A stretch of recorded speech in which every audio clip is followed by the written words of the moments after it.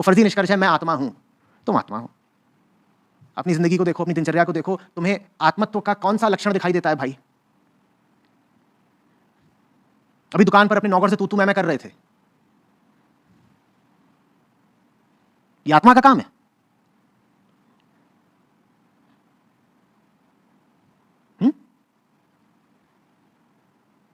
वहां जाकर के गली में छुप के सिगरेट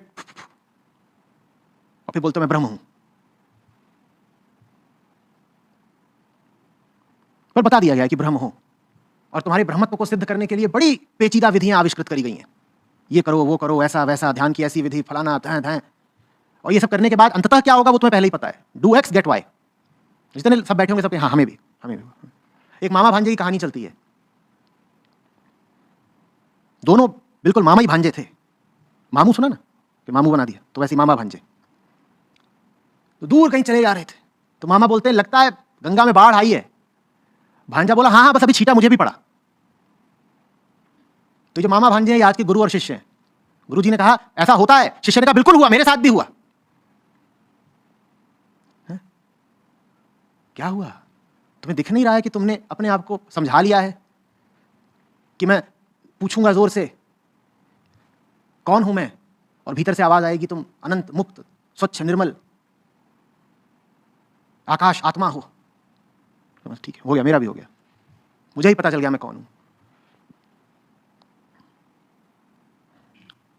मैं कौन हूं? अभी तुम धुएं का छल्ला उड़ाते सिगरेट बाज हो बस। अब ये बात बड़ी भद्दी लगती है, खासतौर पर जब इस वक्तव्य की तुलना करो मैं आत्मा हूं, मैं सच्चिदानंद हूं इत्यादि से। वो तो बातें ही कितने गौरव की हैं साहब। अभी अभी सच्चिदानंद होकर निकले हैं और कोई दिखा गया आचार्य प्रशांत का वीडियो जो बोल रहा है तुम छल्ले हो। सीधे सच्चिदानंद घन से गिरे तुम छल्ले पर, पट। बोले ब्लॉक करो इसको जो भी है, आइंदा दिखा मत देना इसका कोई वीडियो। मैं कहता ही नहीं कि सवाल पूछो मैं कौन हूं, मैं कहता हूं पूछो मैं कैसा हूं। क्या? मैं कैसा हूं? और तुम बहुत बुरी हालत में हो। झूठ बोलना छोड़ो, आई एम फाइन। कोई पूछे कैसे हैं जनाब, झूठ बोलना बंद करें कि मैं अच्छा हूं, I am good, I am fine. कैसे हो तुम? देखो ठीक नहीं हो। नहीं हो ना? नहीं हो ना? हाँ। जब स्वीकार करोगे ईमानदारी से कि ठीक नहीं हो, तो फिर पूछना पड़ेगा कि मैं जो हूं वो क्यों हूं। जब ठीक नहीं हूं परिणाम स्वरूप, अपने होने के परिणाम स्वरूप, तो मैं जो बना बैठा हूं वो बनने की जरूरत क्या है भाई? मुझे तो छूट उपलब्ध है ना, मुझे तो चुनाव का हक, अधिकार, अख्तियार दिया गया है ना। मैं ये भी हो सकता हूं और ये भी हो सकता हूं और ये भी हो सकता हूं और ये भी हो सकता हूं ना। और अभी मैं क्या बना बैठा हूं? मैं ये बना बैठा हूं, और ये बन के मैं कैसा हूं? ठीक नहीं हूं। और ठीक नहीं हूं तो मैं यही क्यों बना रहा हूं? मैं कुछ और क्यों नहीं हो जाता? कुछ और तो हो लो।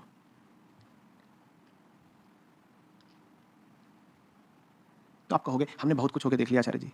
जो कुछ होकर के देखते हैं वही ढाक के तीन पात, तुम छल्ले ही रहते हैं। तो फिर जो कुछ होकर के देख लिया, सिर्फ उन विकल्पों को नहीं, उस आयाम को ही पूरी तरह लांघ क्यों नहीं जाते? तुम्हें खाना परोसा गया है, तुम्हें जो कुछ दिया गया है वो इसी मेज पर सजा हुआ है, ठीक? कोई एक ही है जो सजा गया है। इस मेज पर यहां पर रखा लड्डू, यहां रखा ढोकला, यहां रखी इडली, यहां रखा कुछ और, मान लो थोड़ी सी और विस्तृत मेज है। जो भी तुम कुछ खाते हो उससे या तो तुम्हें दस्त होता है या वमन होता है।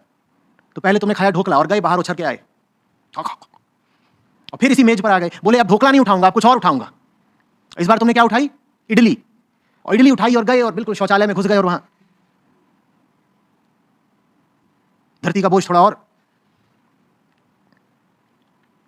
फिर लौट के आए यहीं, बोले ढोकला भी ठीक नहीं है, इडली भी ठीक नहीं है, कुछ और चाहिए। तो देख रहे हैं कुछ और मिले, कहते हैं नाचोस, ये विदेशी मामला है, ये बढ़िया होगा। तुम्हें समझ में नहीं आ रहा कि जो उठा रहे हो वो सब इसी आयाम का है, इसी डायमेंशन, इसी प्लेन। इस मेज को ही त्यागना होगा।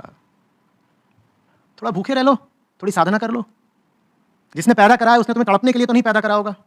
जरूर कुछ और भी विकल्प होंगे इस मेज के अलावा भी, पर उन विकल्पों की तुमको भनक भी कैसे लगेगी अगर तुम बार बार इसी मेज पर लौट आते हो? सबसे पहले इतनी बुद्धि तो लगाओ कि इस मेज पर जो कुछ भी है वो तुम्हारे लिए घातक है, तो फिर कुछ और रास्ता दिखेगा। श्रद्धा रखो, और रास्ते हैं। अपने आप को जो कुछ बना रखा है उसके अलावा भी विकल्प है,